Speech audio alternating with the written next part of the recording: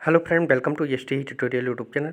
Friends, हम लोग civics का रिवीजन क्लास चला रहे हैं। इसका 9वां पार्ट है। इसके पहले का वीडियो आप लोग प्लेलिस्ट में जाकर के देख सकते हैं, जो आपकी सभी परीक्षा जीआईसी प्रवक्ता परीक्षा, TGT, PGT, LT grade, GTC सभी परीक्षा के लिए काफ़ी महत्वपूर्ण प्रश्न रखे गए हैं। तो वीडियो को अंत तक जरूर देखिएगा और इन सभी प्रश्नों को अच्छे तरीके से तैयार कीजिएगा। अगर वीडियो अच्छा लगे तो चैनल को सब्सक्राइब करिएगा, बेल आइकन पर प्रेस कर लीजिएगा ताकि आने वाले वीडियो का नोटिफिकेशन आप सभी को मिल सके। और वीडियो को लाइक, शेयर, कमेंट जरूर कीजिएगा। तो चलिए प्रश्न को शुरू करते हैं और आज का पहला प्रश्न देखते हैं। 51 नंबर क्वेश्चन है, भारतीय संविधान के किस संशोधन द्वारा राजाओं की उपलब्धियों, विशेषाधिकारों तथा प्रीवियर्स को समाप्त किया गया था? तो करेक्ट आंसर हो जाएगा आपका ऑप्शन नंबर सी, 26वें संविधान संशोधन द्वारा। ठीक है, 26वां संविधान संशोधन अधिनियम जो था 1971 से जो है, इसको देशी रियासतों के शासकों की मान्यता समाप्त करके और उनकी निजी थैली भी समाप्त कर दी गई थी। ठीक है, तो ये हुआ था आपका 1971 में। तो करेक्ट आंसर हो जाएगा आपका option number C. 52 number question है, भारतीय संविधान के अनुसार भारत एक राज्यों का संघ है, संघीय राज्य है, आंशिक रूप से संघात्मक तथा आंशिक रूप से एकात्मक राज्य है, संघात्मक विशेषताओं के साथ एकात्मक राज्य है।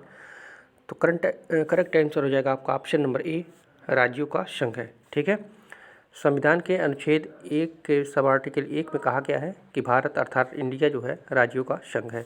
तो ए ऑप्शन आपका इसमें सही हो जाएगा।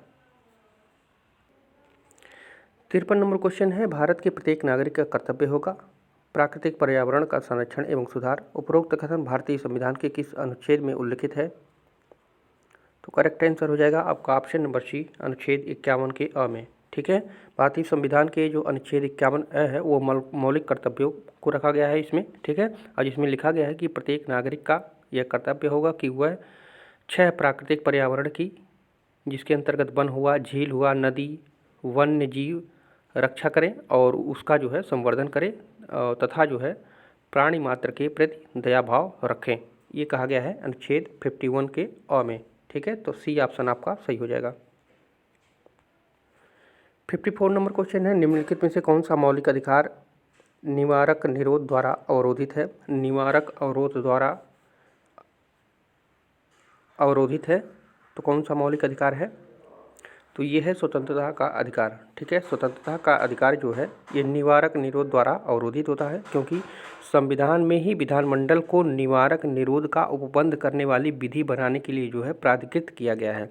और यह निवारक निरोध राज्य की सुरक्षा, लोक व्यवस्था बनाए रखने, समुदाय के लिए आवश्यक प्रदायों और सेवाओं को जो है बनाए रखने या रक्षा, विदेश कार्य या भारतीय सुरक्षा संबंधी कारणों से हो सकता है। ठीक है, और अगर कहा जाए तो विधानमंडल यह अधिनियमित कर सकता है कि किसी व्यक्ति को उपर्युक्त कारणों के बिना जो है विचारण के विरुद्ध कारावासित किया जा सकता है, और ऐसी विधियों के विरुद्ध जो है व्यक्ति की दैहिक स्वतंत्रता का कोई अधिकार नहीं होगा।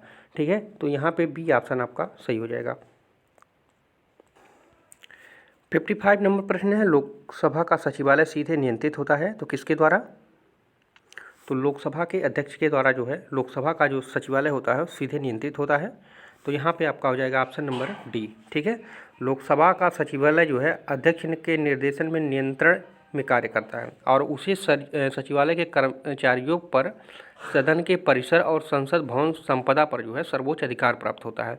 वह अपने प्राधिकार का प्रयोग जो है लोकसभा के महासचिव की सहायता से करता है। तो यहाँ पे डी ऑप्शन आपका सही हो जाएगा। 56 नंबर प्रश्न है, भारत के राष्ट्रपति को पद से हटाने की विधि क्या है? तो आप लोग जानते हो महाभियोग द्वारा। ठीक है, भारतीय राष्ट्रपति को पद से हटाने के लिए जो है हमारे संविधान में किस अनुच्छेद में? तो अनुच्छेद 61 में राष्ट्रपति पर महाभियोग चलाने की प्रक्रिया का प्रावधान किया गया है, 61 में महाभियोग द्वारा। ठीक है, तो बी ऑप्शन सही होगा। 57 नंबर प्रश्न है, केंद्र और राज्यों के बीच शक्तियों के वितरण के लिए भारत का संविधान 3 सूचियों को प्रस्तुत करता है। निम्नलिखित अनुच्छेदों में से कौन से 2 अनुच्छेद शक्तियों के वितरण को नियमित करते हैं? तो करेक्ट आंसर हो जाएगा आपका ऑप्शन नंबर ए, अनुच्छेद 245 तथा अनुच्छेद 246। ठीक है, हमारे संविधान के भाग 11 में जो है भाग 11 में संघ और राज्यों के बीच संबंध का वर्णन है, और इसके अध्याय 1 में जो है इसके अध्याय 1 में 245 से लेकर के 255 तक विधायी संबंधों के बारे में प्रावधान किया गया है, जिसमें 245 और 246 जो है वो शक्तियों के वितरण को जो है नियमित करते हैं। तो ए ऑप्शन आपका इसमें सही हो जाएगा। 58 नंबर क्वेश्चन है, भारत का उच्चतम न्यायालय एक अभिलेख न्यायालय है। इसका आशय है कि इसे अपने सभी निर्णयों का अभिलेख रखना पड़ता है। तो ये गलत है। इसके सभी निर्णयों का साक्ष्यात्मक रूप मूल्य होता है। तो ये सही है, ठीक है। और इसे अपनी अवमानना करने वाले को दंडित करने का शक्ति प्राप्त है। तो गलत है। इसके निर्णयों के विरुद्ध कोई अपील नहीं की जा सकती। तो ये भी गलत है। तो यहाँ पे बी ऑप्शन आपका सही हो जाएगा, ठीक है। अनुच्छेद 129 में कहा गया है कि उच्चतम न्यायालय अभिलेख न्यायालय होगा, ठीक है। और अभिलेख न्यायालय होने का अर्थ यह है कि उसके अभिलेखों को साक्ष्य के रूप में इस्तेमाल किया जा सकता है और किसी न्यायालय में उनकी जो है प्रामाणिकता को चुनौती दी जा सकती है। अभिलेख जो है न्यायालय का यह अर्थ भी है कि वह अपनी मानहानि के लिए दंड भी दे सकता है। ये कहा गया है अनुच्छेद 129 में, ठीक है, उच्चतम न्यायालय के बारे में। तो यहाँ पे भी ऑप्शन आपका सही हो जाएगा। 59 नंबर क्वेश्चन है, संविधान 73वां संशोधन जो हुआ था अधिनियम 1992 किससे संबंधित है? स्थानीय स्वशासन से, ग्रामीण स्वशासन से, नगरीय स्थानीय स्वशासन से, ग्रामीण नगरीय स्वशासन से। तो जो 73वां संविधान संशोधन 1992 में हुआ था वो किससे संबंधित था? तो ग्रामीण स्थानीय स्वशासन से, ठीक है। बी ऑप्शन आपका सही हो जाएगा। 73वां संविधान संशोधन अधिनियम जो 1992 जो है ग्रामीण स्थानीय स्वशासन से है। और जबकि 74वां जो हुआ था, 74वां संशोधन जो हुआ था वो नगरीय स्वशासन से संबंधित था, ठीक है, नगरीय से था। ये नगरीय से था 74वां संविधान संशोधन और 73वां ग्रामीण से, ठीक है। तो यहाँ पे दोनों को याद रखिएगा आप लोग। 60 नंबर क्वेश्चन है, भारतीय संविधान के कौन से भाग में पंचायती राज की अवधारणा निहित है? पंचायती राज की अवधारणा किसमें निहित है? तो राज्य के नीति निर्देशक सिद्धांत में, ठीक है, राज्य के नीति निर्देशक सिद्धांत में जो है पंचायती राज की अवधारणा निहित है। अनुच्छेद 40 में यह उपबंध किया गया है कि राज्य ग्राम पंचायतों का संगठन करने के लिए कदम उठाएगा और उनको ऐसी शक्तियां और प्राधिकार प्रदान करेगा जो उन्हें स्वायत्त शासन की इकाइयों के रूप में कार्य करने योग्य बनाने के लिए आवश्यक हो, ठीक है। तो ये 40 में कहा गया है। ऑप्शन नंबर सी आपका सही होगा।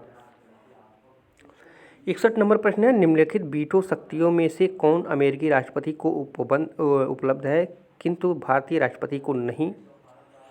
तो सापेक्ष वीटो भारतीय राष्ट्रपति को उपलब्ध नहीं है, ठीक है। निरपेक्ष वीटो इंग्लैंड के क्राउन के पास, जबकि स्थगन वीटो जो है फ्रेंच राष्ट्रपति को, ठीक है, स्थगन जो राष्ट्रपति ये है ये फ्रेंच राष्ट्रपति को। भारतीय राष्ट्रपति को क्या है? निरपेक्ष वीटो प्राप्त है। निलंबनकारी और जेबी वीटो प्राप्त है, ठीक है।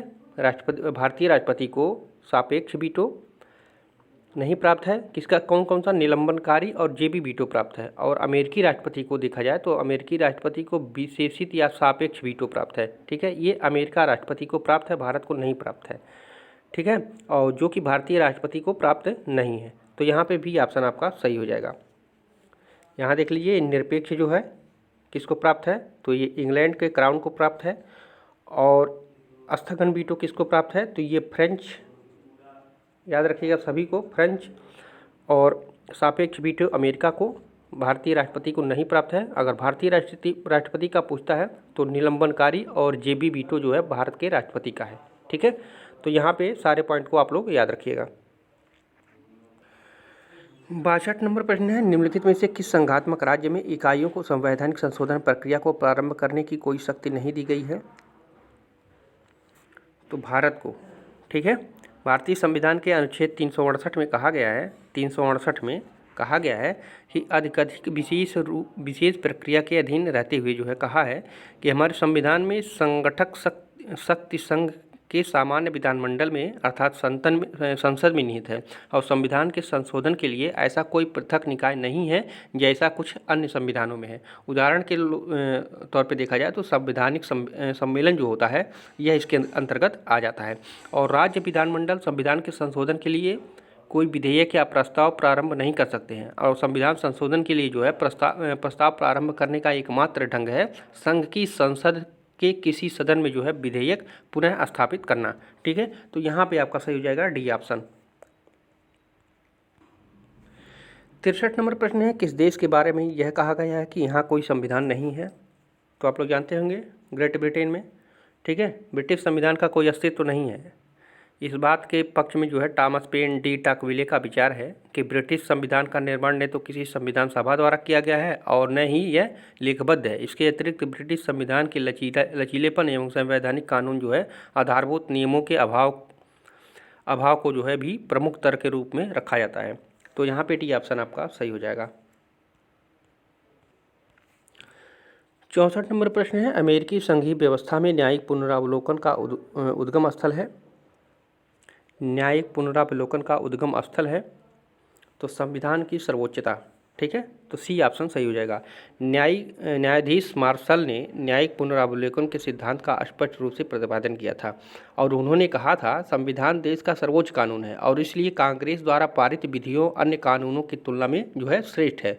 इसलिए संविधान के विपरीत बनाए गए कानून असंवैधानिक हैं और न्यायालय इन्हें जो है अवैध घोषित करते हुए इन्हें मानने से इनकार कर सकता है। तो यहाँ पर सी ऑप्शन आपका सही होगा। 65 नंबर प्रश्न है, भारत और अमेरिका की संघात्मक व्यवस्था में कौन सा तथ्य उभयनिष्ठ नहीं है? भारत और अमेरिका की संघात्मक व्यवस्था में कौन सा तथ्य उभयनिष्ठ नहीं है? तो न्यायपालिका का गठन, ठीक है, न्यायपालिका का गठन। परिसंघ प्रणाली होने पर भी भारतीय संविधान में अमेरिका की तरह न्यायालयों की दोहरी प्रणाली नहीं रखी गई है, ठीक है। और हमारे संघ के अधीन संघ और राज्य दोनों के लिए न्याय की एक ही प्रणाली है जो संघ और राज्य की विधियों का जो है प्रशासन करती है। तो यहाँ पे डी ऑप्शन आपका सही हो जाएगा। 66 नंबर प्रश्न है, निम्नलिखित में से किस देश का संविधान नमनीय तथा विकसित है? तो ब्रिटेन का आप लोग जानते होंगे, ठीक है, ब्रिटिश संविधान को नमनीय तथा विकसित कहा जा सकता है और ब्रिटिश संसद संविधान में कोई संशोधन सामान्य बहुमत से कर सकती है, इसलिए यह जो है लचीला संविधान कहा जा सकता है। क्योंकि ब्रिटिश संविधान किसी संविधान सभा का परिणाम नहीं है वरन यह धीरे धीरे जो है विकसित किया गया है, इसलिए इसे जो है विकसित संविधान कहा जा सकता है, ठीक है। तो यहाँ पे भी ऑप्शन आपका सही हो जाएगा। 67 नंबर प्रश्न है, राज्य पृथ्वी पर ईश्वर का अवतार है, यह कथन किसका है? तो ये हीगल महोदय का कथन है, ठीक है। हीगल द्वारा जो है कहा गया था राज्य को ईश्वर की महायात्रा का अंतिम पड़ाव कहा। हीगल ने अपनी पुस्तक, जो उनकी एक पुस्तक थी द साइकोलॉजी ऑफ राइट्स, ठीक है, द साइकोलॉजी ऑफ राइट्स में उन्होंने कहा था राज्य को पृथ्वी पर परमात्मा का अवतरण कहा था। और हीगल का आंगिक सिद्धांत और निरंकुश राज्य का समर्थन करता है। और मुसोलिनी जो था हीगल के इस विचार से जो है प्रभावित थे, इसलिए हीगल को फांसीवाद का आध्यात्मिक गुरु भी माना जाता है। तो ये सभी पॉइंट को याद रखिएगा। हीगल को जो है फांसीवाद का आध्यात्मिक गुरु भी इसलिए माना जाता है और इनकी एक पुस्तक है द फिलॉसफी ऑफ राइट, ठीक है, फिलॉसफी ऑफ राइट। 68 नंबर प्रश्न है, सबसे पहले राज्य के आंगिक सिद्धांत का प्रतिपादन किसने किया? आंगिक सिद्धांत का प्रतिपादन किसने किया था? तो ये किया था प्लेटो ने, ठीक है। प्लेटो ने सर्वप्रथम आंगिक सिद्धांत का प्रतिपादन किया था। उन्होंने कहा था कि व्यक्ति का वह बृहत्तम रूप राज्य है। आगे चलकर हीगल, हाब्स, रूसो, ब्रंटसली जैसे विद्वान ने सिद्धांत का समर्थन किया था। पिछला क्वेश्चन हम लोग पढ़े हैं, उसमें भी आंगिक सिद्धांत के बारे में हमने बताया है, हीगल के बारे में। तो सर्वप्रथम जो है प्लेटो ने किया था और उसके बाद जो है हीगल हो गए, हॉब्स हो गए, रूसो, ब्रंटसली ने ये सब जो है इसका समर्थन किए थे, किसका? आंगिक सिद्धांत का, ठीक है। तो सारे तथ्य को याद रखिएगा। यहाँ पे बी ऑप्शन आपका सही हो जाएगा। 69 नंबर क्वेश्चन है, निम्नलिखित में से किस राज्य को अत्यधिक महत्ता प्रदान की गई है? निम्नलिखित में से किसने राज्य को अत्यधिक महत्ता प्रदान की है? ठीक है, तो हीगल ने की है, ठीक है। हीगल के अनुसार राज्य आत्मा के उच्चतम विकास का प्रतीक है, ईश्वर की महायात्रा का अंतिम पड़ाव है। अब इसमें आगे कोई विकास नहीं है, राज्य नागरिकों के बलिदान की अपेक्षा कर सकता है। उसने राज्य के बारे में कहा है कि राज्य पृथ्वी पर ईश्वर का आगमन है, ठीक है। और आपको ज्ञात होना चाहिए कि हीगल आदर्शवादी या उग्र विचारक थे, ठीक है। तो यहाँ पे सी ऑप्शन आपका सही हो जाएगा। 70 नंबर प्रश्न है, जो दर्शन उदारवाद के बिल्कुल विपरीत है वह क्या कहा जाता है? जो दर्शन उदारवाद के बिल्कुल विपरीत है वो कहा जाता है मार्क्सवाद, ठीक है। मार्क्सवाद जो है उदारवादी वर्ग विभाजित शोषण पर आधारित राज्य को समाप्त कर जो है वर्ग विहीन, शोषण विहीन और राज्य विहीन समाज की स्थापना करना चाहता है, ठीक है। तो इसलिए उदारवाद के बिल्कुल विपरीत है कौन सा? मार्क्सवाद। तो सी ऑप्शन आपका इसमें सही हो जाएगा। 71 नंबर क्वेश्चन है, अपने सभी नागरिकों को रहने के लिए न्यूनतम जीवन स्तर प्रदान करने की अवधारणा जुड़ी है, तो किससे जुड़ी है? तो ये जन कल्याणकारी राज्य से। ठीक है, जन कल्याणकारी राज्य का उद्देश्य क्या था? इसमें 4 मुख्य उद्देश्य माने जाते हैं। पहला था सबका रोजगार बना रहे ताकि हम में से अधिकांश जीने का अधिकार के प्रति जो है आश्वस्त रहे। दूसरा था हर एक को न्यूनतम आय बनी रहे। तीसरा था सबको शिक्षा का अधिकार प्राप्त हो। और चौथा था इसमें संरक्षण और सामुदायिक आश्रय प्राप्त हो। ठीक है, तो अपने सभी नागरिकों के रहने के लिए न्यूनतम जीवन स्तर प्रदान करने की अवधारणा जो थी वो जन कल्याणकारी राज्य से मिली थी। ठीक है, तो 4 इसमें मुख्य था, तो यहाँ पे भी ऑप्शन आपका सही हो जाएगा। 72 नंबर प्रश्न है, राज्य एक आवश्यक बुराई है, यह विचार किसका है? तो राज्य एक आवश्यक बुराई है, यह विचार व्यक्तिवादियों से मिला था। ठीक है, व्यक्तिवाद राज्य को एक आवश्यक दोष मानता है। आवश्यक इस कारण है कि केवल राज्य लोगों के जीवन, संपत्ति तथा स्वतंत्रता की रक्षा से संबंधित कार्यों को संपन्न कर सकता है, तथा दोष इसलिए है कि राज्य प्रत्येक कार्य का अर्थ व्यक्ति की स्वतंत्रता की कटौती करता है। ठीक है, तो यहाँ पे आपका ऑप्शन नंबर ए सही हो जाएगा। 73 नंबर क्वेश्चन है, निम्नलिखित में से किसने समाजवाद शब्द का पहला बार उपयोग किया था? तो ये क्वेश्चन हम लोग पढ़ चुके हैं। ठीक है, तो रिवीजन क्लास है, सभी क्वेश्चन को आप लोग देखिए। और तो यहाँ पे रॉबर्ट ओवन द्वारा जो है समाजवाद शब्द का सबसे पहले प्रयोग किया गया था। रॉबर्ट ओवन जो इंग्लैंड के थे, इन्होंने सर्वप्रथम समाजवाद शब्द का प्रयोग किया था। और इससे on the formation of character, ठीक है, इनकी ये पुस्तक थी, इससे on the formation of character, जो 1813-15 में शुरू किया था और 1815 में ये प्रकाशित हुई थी। और इनकी एक पुस्तक थी, उसी में जो है इन्होंने समाजवाद शब्द का सर्वप्रथम प्रयोग किया था।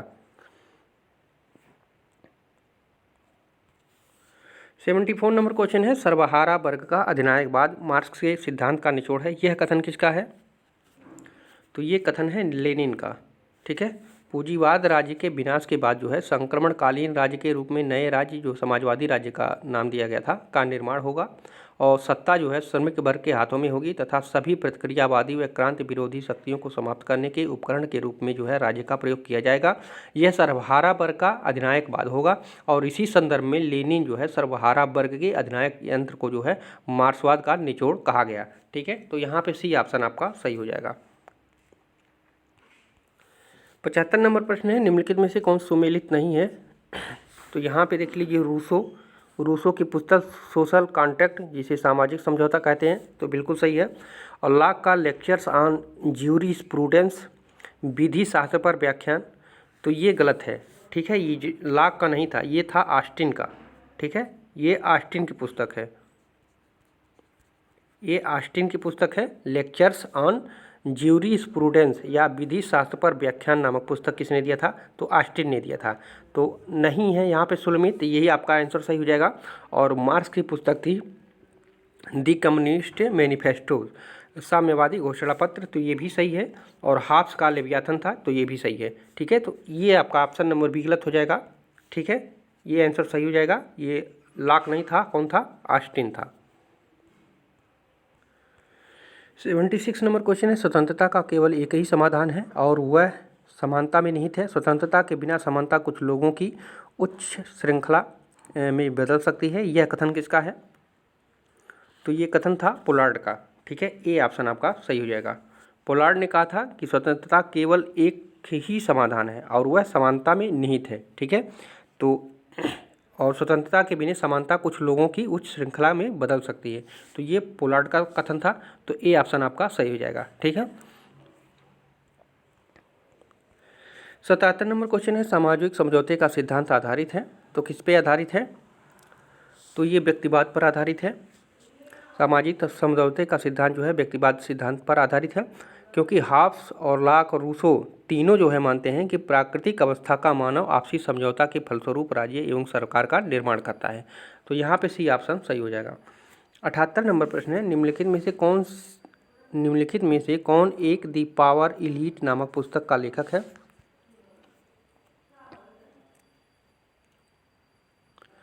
तो करेक्ट आंसर हो जाएगा आपका ऑप्शन नंबर बी, सी राइट्स मिल। ठीक है, पॉलिटिकल इलाइट्स,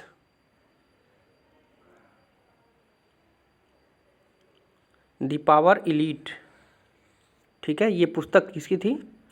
तो ये सी राइट्स मिल्स की थी, ठीक है।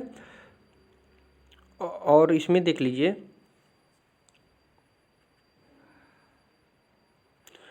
पैरोटो की ये पुस्तक थी, उसका नाम था कौन सा? The mind and society. The mind and society थी इनकी, ठीक है। तो ये दोनों को याद रखिएगा, दोनों इंपॉर्टेंट है। पैरोटो की थी द माइंड एंड सोसाइटी, और दी पावर इलीट की थी सी राइट्स मिल की थी। तो दोनों पुस्तकों को याद रखिएगा, दोनों बार बार पूछा जाता है, और ये प्रश्न पूछा जा चुका है एलटी ग्रेड परीक्षा में, ठीक है। यही प्रश्न सेम पूछा गया है, दी पावर इलीट का, सी राइट्स मिल की, और पैरेटो को भी याद रखिएगा, दी माइंड एंड सोसाइटी। और मोस्का की एक पुस्तक थी, इसको भी याद रख सकते हैं अगर आप लोग जानना चाहते हैं। तो मोस्का का जो पूछता है दी रूलिंग क्लास, ठीक है। मोस्का का ये भी इम्पॉर्टेंट पुस्तक है, दी रूलिंग क्लास, तो इसको भी याद रखिएगा। तो इन्हें पुस्तक को आप लोग याद रखिएगा। 79 नंबर प्रश्न है, अधिकार का न्याय या कानूनी सिद्धांत निम्नलिखित में से किसी एक विचारक से जुड़ा है? तो अधिकार का न्याय या कानूनी सिद्धांत ये बेंथम से जुड़ा था, ठीक है। बेंथम से, बेंथम जो है कानूनी अधिकारों का सिद्धांत प्राकृतिक अधिकारों के सिद्धांत का उल्टा है। इसका मानना है कि जब तक राज्य किसी अधिकार को मान्यता नहीं देता तब तक उसे किसी भी अर्थ में अधिकार नहीं माना जा सकता है। अब सभी अधिकार देश काल के कानून में बंधे रहते हैं। तो ये कहा था बेंथम ने, तो सी ऑप्शन सही होगा। 80 नंबर प्रश्न है, निम्नलिखित में से किसे लोकतंत्र की प्रथम पाठशाला माना जाता है? तो स्थानीय स्वशासन सरकार को माना जाता है लोकतंत्र का प्रथम पाठशाला, ठीक है। सीडी बर्न्स एक लेखक थे, उन्होंने स्थानीय शासन को जो है लोकतंत्र का प्रथम पाठशाला कहा था। तो इसको भी याद रखिएगा, किसने कहा था? तो सीडी बर्न्स ने। इसको भी याद रखिएगा कि लोकतंत्र को प्रथम पाठशाला किसने कहा? तो सीडी बर्न्स ने। और इन्होंने किसको माना था? स्थानीय स्वशासन सरकार को। तो बी ऑप्शन सही हो जाएगा। और उन्होंने कहा था जिसमें जनता को प्रथम राजनीति की शिक्षा मिलती है, ठीक है। 81 नंबर प्रश्न है, निम्नलिखित में से कौन स्वतंत्रता की सकारात्मक अवधारणा से नहीं जुड़ा है? नहीं पूछ रहा है, तो ऑक्सफोर्ड इससे नहीं जुड़ा है, ठीक है। बारकर हो गए, लास्की हो गए, और राल्स हो गए, मैकावर, ग्रीन, ये सब विद्वान जो है सकारात्मक स्वतंत्रता का समर्थक माना जाता है, ठीक है। तो यहाँ पे सी ऑप्शन आपका सही हो जाएगा, नहीं जुड़ा है ये। 82 नंबर प्रश्न है, प्रजातंत्र शासन का तरीका नहीं चाहे बहुमत के द्वारा हो अन्यथा नहीं, बल्कि यह मूलतः इस बात के निर्धारण का तरीका है कि कौन शासन करेगा और उसके उद्देश्य या नीतियाँ क्या होंगे। यह कथन किसका है?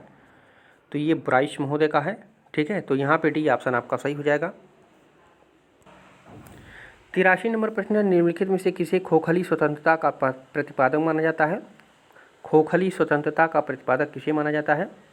तो ये माना जाता है जे.एस. मिल को, ठीक है। जे.एस. मिल को माना जाता है, बी ऑप्शन सही हो जाएगा।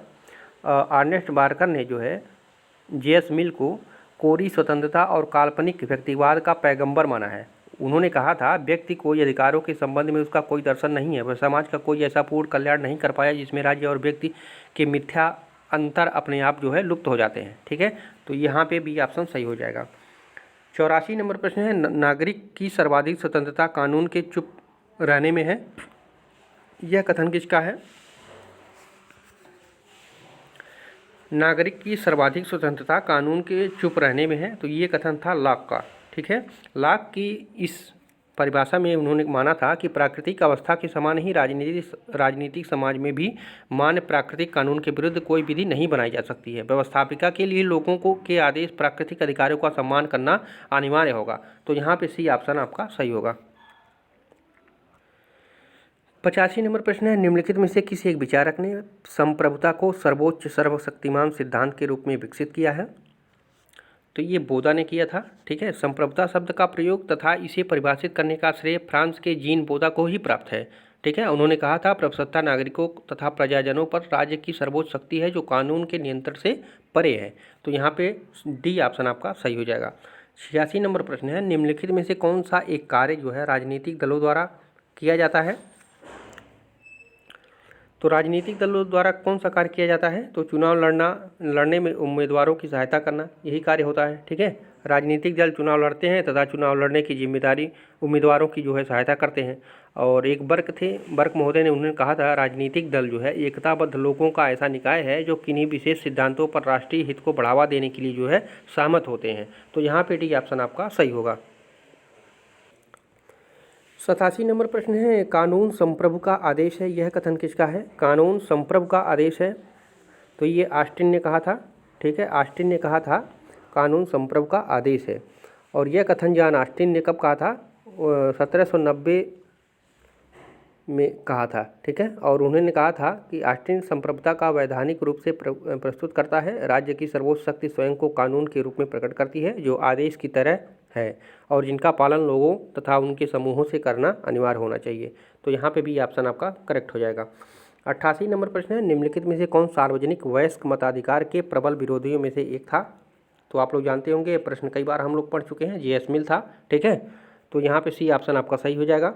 जे.एस. मिल जो है बहुल मतदान का समर्थक था, बहुल मतदान का वो समर्थक था। उसने जो है सार्वजनिक वयस्क मताधिकार का विरोध किया।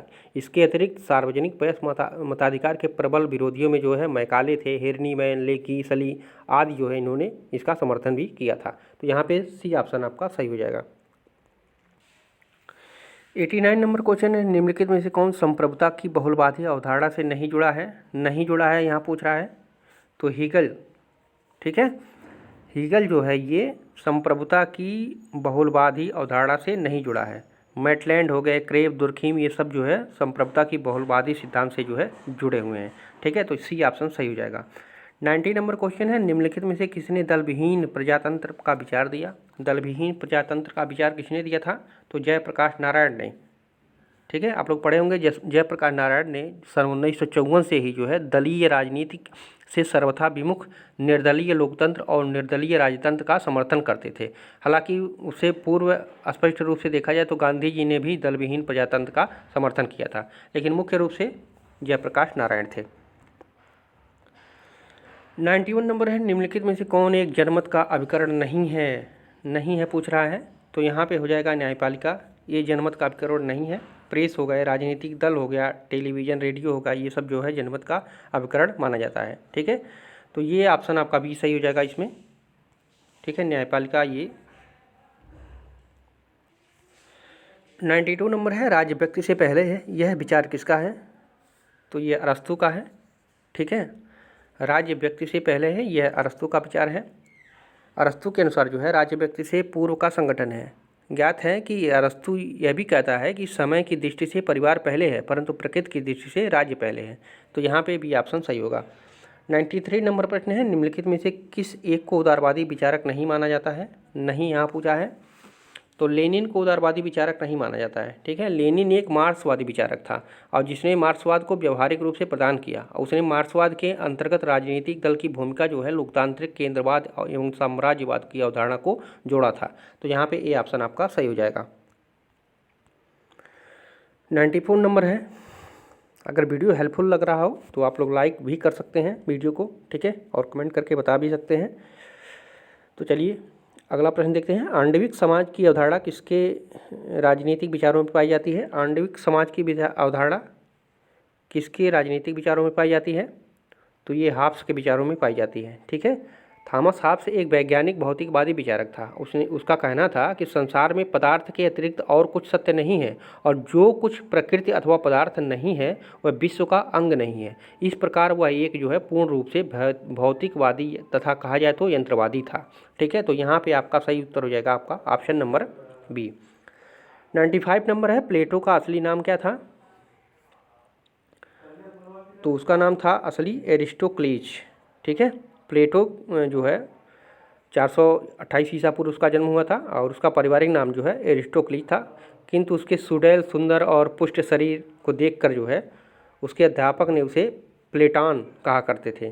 ठीक है, और दर्शन के क्षेत्र में प्लूटो ने ही सर्वप्रथम जो है पाश्चात्य जगत में आदर्श राज्य की काल्पनिक योजना जो है प्रस्तुत की थी। ठीक है, तो सबसे पहले उसका नाम एरिस्टोक्लीज था। तो ए ऑप्शन सही हो जाएगा। 96 नंबर है, संवैधानिक सरकार की अवधारणा सबसे पहले दी गई थी, तो किसके द्वारा? तो अरस्तु के द्वारा सबसे पहले संवैधानिक सरकार की अवधारणा अरस्तु के द्वारा दिया गया था। अरस्तु ने जो है 158 संविधानों के अध्ययन के पश्चात जो है संवैधानिक शासन की जो है अवधारणा प्रस्तुत की। इसमें कानून की सर्वोच्चता होगी, ये उन्होंने बताया था। तो बी ऑप्शन सही हो जाएगा।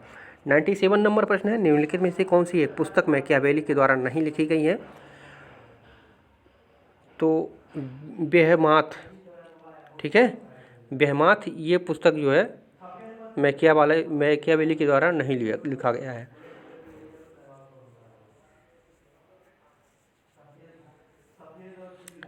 तो यहाँ पे डी ऑप्शन आपका सही हो जाएगा। और बेहमाथ किसकी पुस्तक है ये आप लोग कमेंट करके बताइएगा अगर मालूम हो, ठीक है। तो डी ऑप्शन इसमें 12 सही हो जाएगा। 98 नंबर क्वेश्चन है, अपने जन्म के समय से ही कुछ लोग पराधीनता के लिए नियत होते हैं और कुछ लोग शासन करने के लिए, यह कथन किसका है? तो ये अरस्तु का कथन है, ठीक है। अरस्तु कहता है कि प्रकृति में जो है सर्वत्र ही यह निगम दृष्टिगत होता है कि उत्कृष्ट निष्कृष्ट पर शासन करता है। अब मनुष्य में जो है स्वाभाविक रूप से असमानता होती है। सभ्य मनुष्य एक सी बुद्धि, योग्यता और कौशल लेकर जो है उत्पन्न नहीं होता। कुछ व्यक्ति श्रेष्ठतम परिस्थितियों में भी मूर्ख व अकुशल रहते हैं। दास्ता इसी प्राकृतिक असमानता का परिणाम है, ठीक है, उन्होंने कहा था। किसने? अरस्तु ने। तो डी ऑप्शन सही होगा। 99 नंबर क्वेश्चन है, सरकारों का वर्गीकरण संसदीय एवं अध्यक्षात्मक के रूप में किया जाता है। सरकारों का वर्गीकरण संसदीय एवं अध्यक्षात्मक के रूप में किया जाता है विधायिका एवं कार्यपालिका के बीच संबंधों के आधार पर, राजनीतिज्ञों एवं सिविल सेवकों के विचारों के संबंध के आधार पर, लिखित एवं अलिखित संविधानों के आधार पर, दुष्परिवर्तनशील एवं सुपरिवर्तनशील संविधानों के आधार पर। तो कौन सा ऑप्शन सही हो जाएगा? तो सही उत्तर हो जाएगा आपका ऑप्शन नंबर ए, विधायिका एवं कार्यपालिका के बीच संबंधों के आधार पर, ठीक है।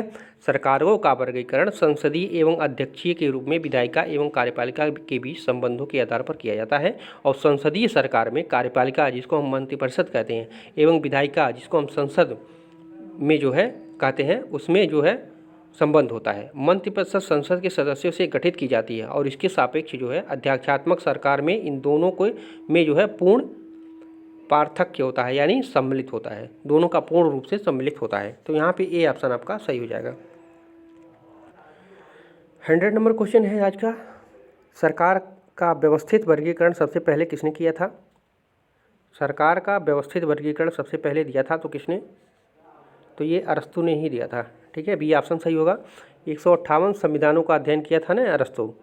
तो अध्ययन करने के बाद उन्होंने कहा था, अरस्तु ने सरकार का वर्गीकरण जो है किया था लोगों की संख्या में एवं उनके उद्देश्य के आधार पर किया था। उनके अनुसार जो है अगर एक व्यक्ति का शासन अच्छे उद्देश्य पर आधारित हो तो उसे राजतंत्र, परंतु जब उसका उद्देश्य गलत हो तो निरंकुश तंत्र। कुछ लोग का शासन अगर उद्देश्य गलत हो तो उसे गणतंत्र। बहुत लोगों का शासन है लोकतंत्र कहलाता है, ठीक है। परंतु अरस्तु ने जो है लोकतंत्र को निकृष्टतम शासन की व्यवस्था कहा है, ठीक है। तो यहाँ पे बी ऑप्शन आपका सही हो जाएगा।